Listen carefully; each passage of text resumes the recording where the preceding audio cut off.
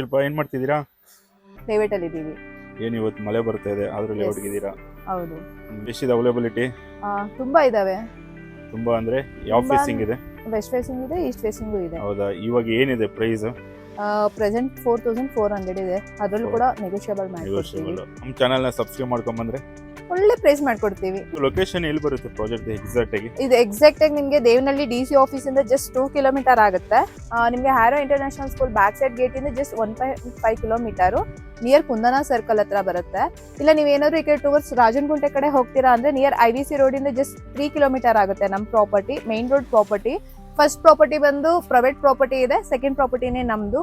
Attach to main road property ಇದು. ನಿಮಗೆ Devanahalli airport ಇಂದ ಜಸ್ಟ್ 14 to 13 ಕಿಲೋಮೀಟರ್ ಆಗುತ್ತೆ. ದೇವನಹಳ್ಳಿಯಿಂದ ಜಸ್ಟ್ 12 ಕಿಲೋಮೀಟರ್ ಆಗುತ್ತೆ. ಓಕೆ, ನಿಮ್ದ್ರಲ್ಲಿ ಏನೇನು ಅಮ್ಯುನಿಟೀಸ್ ಇದೆ? ನಮ್ದ್ರಲ್ಲಿ ಬಂದು ನಿಮ್ಗೆ 2 ಪಾರ್ಕ್ಸ್, ಒಂದು ಕಾಮನ್ ಏರಿಯಾ ಇದೆ.